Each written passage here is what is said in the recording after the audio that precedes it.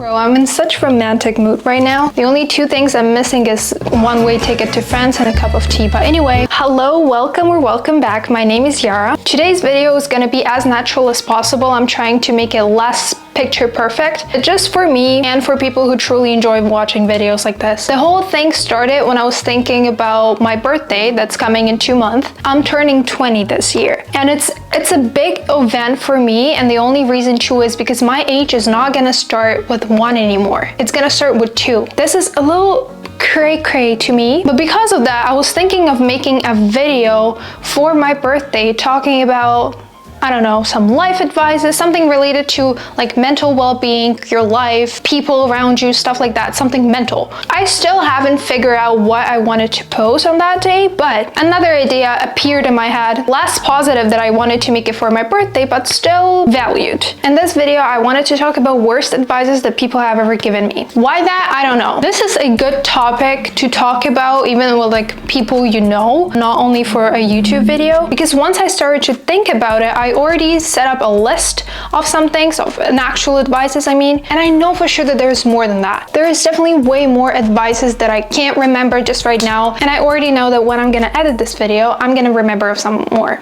But there's no turning back. I think whatever I have now is enough, and if anything, I could just make a part 2. So yeah, that's that. I'm gonna start with some silly, maybe a little obvious, maybe something that very easy of people my age to agree with, and I'm gonna gradually go to something more deep. I don't have a lot, but I have a decent amount, so that's good. Before we start, please make sure you subscribe to this channel. I'm really hoping to find more and more people with the same mindset, kind of, with the same humor, with the same vibe, so join in. You can also follow my Instagram and TikTok, links are down below. Now we can start. Okay, I have them all written down in my notes, so let me just pull up the notes. Okay, first thing, it's gonna be a little controversial because this whole topic is something that people tend to talk about a lot, all the time, no matter the age. It is, money is not everything. This is something that I've been told before, not often though, but it makes sense why it's not often. I truly disagree with that, and the only reason to it is because how could you say that money is not gonna bring you any emotions, any happiness, any joy into your life, when in fact it's the opposite. The only two things that money can bring you is love and time. And when saying love, I mean like in a romantic way, also your friends, your family. This is something that money would never bring you, obviously, and time.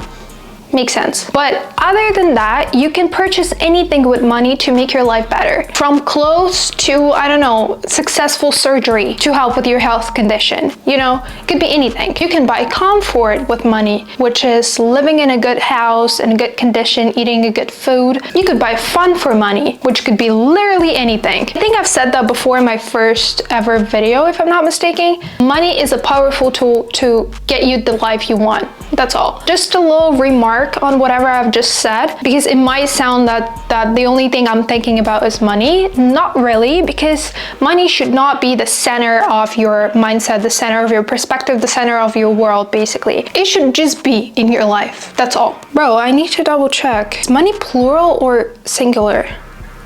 Money, plural, singular. Good, I didn't embarrass myself.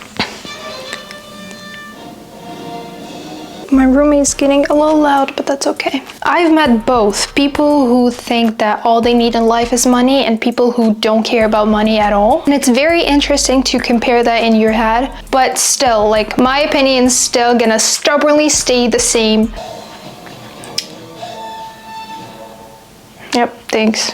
Good intro. Okay, second thing is, you don't need to care how you look like. If you feel good, you'll look good. There's certain things I could edit and adjust about this, specifically thinking that you're confident enough to not be looking good and to not even trying to look good is wrong, in my opinion. My humble opinion. It's like, close your eyes and try to picture two people. They're both are very intelligent, very funny, very interesting to be around, not boring at all. The difference is that person number one, for example, if you picture the woman, because I did, has her hair down and makeup done and her outfit's eating, like, you know, she looks very flattering, very attractive, while the other person, yes, you know about their good qualities in terms of like being intelligent, smart, funny and stuff, but they don't look attractive to you because they just don't care about how they look like. And I'm saying that not because I am a candle channer looking hot as fuck, not at all. But the moment when I want to feel 100% confident and I want my looks to bring me more confidence, I'm gonna look good. I'm gonna try my best to look good. I've actually been told before the looks don't matter. Makeup doesn't matter, hair doesn't matter, hygiene doesn't matter. I think they've included this into the whole don't matter thing. I don't know, I hope not. Nothing matters in terms of like your appearance, which is so wrong. Because if you think about it, you're not doing that for the people around you. If we're talking just about ourselves, when you know for sure that you look good, you feel more confident. That's the whole magic behind it. Third one, okay, this one's also a little bit controversial, something that people have totally different opinions on. Put yourself on a first place always. Like put yourself on a pedestal, if you will. I'm learning a lot recently for the past couple of years about self-care, self-love, the way you should treat yourself, the different ways of how you should or should not allow people to treat you, stuff like that. There's a lot to learn. It's like an endless topic, and people are learning that differently. People are approaching that differently. But in terms of loving yourself, I don't think it's healthy enough considering yourself the best person in the world. And I've genuinely met people who think that, both in real life and out in the internet. Some people are obsessed with the feeling that the thought of being number one gives them. So basically, some people could consider themselves the most beautiful, the most interesting, the most what else? Enjoyable to be around, the funniest, the smartest, I don't know, anything. It is simply not possible to be the best in something because there's always going to be something better than you. And it doesn't have to like put you down and like make you give up on yourself and stuff like that. No, but you have to be realistic enough to understand that you could not be the best. There's 7 billion people on this planet. Okay, that sounds like a little aggressive. I don't want to do that. I'm happy for you, no matter the case. If you love yourself, that's great, but you can't think that everyone around you is a piece of shit and you're this shit. It's not possible, unfortunately. This is so evil. Instead of enjoying people around you, you're here hating because you genuinely think that you're better than everybody else. Wrong. Unfortunately, but wrong. My opinion though. Okay, we're getting deeper. All right, this is a funny one, kind of. So I'm Ukrainian. I've already said that before. Obviously, my parents and my grandparents were born and raised in Soviet Union. And one of my relatives once told me that you need to keep up with the same job for the rest of your life because back in Soviet Union, and I think that's the only reason why they keep thinking that, it was very prestigious and honored to be at the same job for the rest of your life, basically. It was like, I think a year ago or 2 years ago when we were all discussing that with my family about the career growth. My point is, like, it has become more clear and more stable now since I've matured a little more. My point is that you could do whatever. You don't need to stay at the same job or doing one thing till the rest of your life just because you're good at it, just because you're used to do it. You could be multi-interested in different aspects. You could be multi-faceted. What's the word?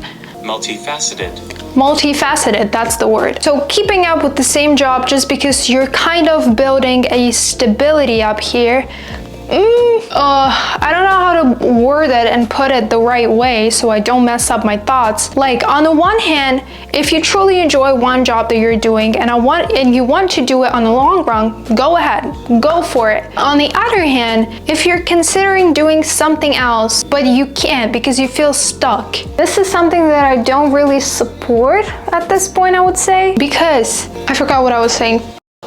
But I was about to mention that there were a couple of people I've met, not a lot, maybe like 2 or yeah, I think 2 maybe. I could think vividly of 2 that were doing one thing, like working at the same job for quite a while, like 30 years, 20 years, and then requalify for doing something else. And what's bad about it? Absolutely nothing. So this is my whole point. Like, if you're 30 and you think of doing completely different things because you just feel like it, go ahead. I'm not responsible for saying that, by the way, just my opinion. I don't want to get in trouble. Yeah, you could be interested in multiple things at the same time, and trying out new things is but trying out new things is never bad. And I was watching a video of a girl talking about this. She said the very right thing to say in this case. She said, if you're doing a couple of things, they're completely different, you're doing that just because you're interested in them, it would allow you to meet different people in your life from completely different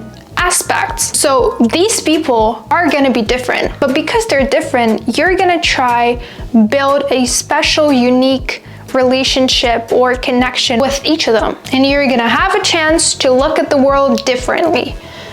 What's up with my voice? Next one on the list is, oh my god, not that one, because this kind of hurts me a lot to this day. I've clearly experienced that, and people were saying that to me constantly. Not a lot of people though, but still, people who I consider as an authority back then. Get mature early. Yourself. How about that? No, I'm actually kidding. I'm not that angry at that anymore. The way I disagreed with that back then when I was 16, 17, I disagree with that to this day. People who actually said that to me meant that when you're 16 or 17, you need to be mature. You need to be thinking about your future very clearly. You need to be taking the right steps towards that future. You need to stop being silly. You need to stop being childish. You need to be adult, basically. That's what I was saying. Getting mature is a very incredible thing to experience because everyone's experienced that differently. And once you're growing up, maturing is a very flattering thing to have. But I don't think you need to speed up the process by any point. If you like it, by all means do it. But you don't need to force yourself to act more mature, to act more adult. That's wrong. If you're 16, you need to act like you're 16. You're 17, you need to act like you're 17. You need to allow yourself be kind of silly, not too much. Don't be a troublemaker. Don't disappoint your parents, but like, be yourself. Don't act like someone who you're not. I didn't act like that back then, and I'm kind of proud about my stubbornness. But yeah, people actually told me that I need to stop laughing at the silly jokes. I need to start thinking about who I want to become, what I want to do in life. I need to start building relationship with people who could bring me something beneficial into my life. Like, what? My point back then that proved me right, and I do think that it still proves me right, is that you have a whole life ahead of you to be an adult, because most of your life you're gonna spend being mature. You are only a kid once, you're only a teenager once. Act like it. Again, don't disappoint your parents. We don't want to do that. Be a good kid, but be a kid. You'll have enough time to become mature. You'll get enough time to experience what adulthood is. All you need to take care about is how you feel about your family, about your friends. Although if you have a specific plan for your near future, keep up with it. Don't destroy it. But if you don't, that's okay. Because back then I was feeling so lost that a lot of people were telling me, oh, you need to figure out what you want to do. You need to figure out what you want to study for. You need to figure out where you want to work at. Like, come on, relax. I'm only 17. 17 is like the peak age when people used to tell me that. And 18 as well, yeah. Life would definitely bring you the situations, the scenarios that would help you get mature later on. You don't need to speed up the process. You don't need to ask for it unless you really want it. This is something that I didn't agree when being a kid at all, and something that I still don't agree with. And last but not least, the harder you work, the better you get. The only phrase I could give to confront that is work smart, not hard. Because like, for real, you don't need to work your ass out to enjoy your work. You don't need to be exhausted from whatever you're doing just because you think this is what's gonna bring you success in life. It's not always like that. I don't know if I have more to say about this. There's still some professions, some jobs that you need to work hard for. Living with that principle and allowing that to be your whole mindset is a little wrong. I don't know. Yeah, I think that's all I wanted to Stupid chair. Yeah, I think that's all I wanted to say. I'm so happy I mentioned everything I wanted to. Maybe I'll make a part 2. I don't know just yet. I do think that there is way more I could have said, but I can't remember about it all. But that's okay. We have a chance to explore more content as we go, so subscribe for more content. Yeah, subscribe to this channel, please. Please hit the like button on this video, and I hope to see you in my next video next week. Love you. Bye-bye.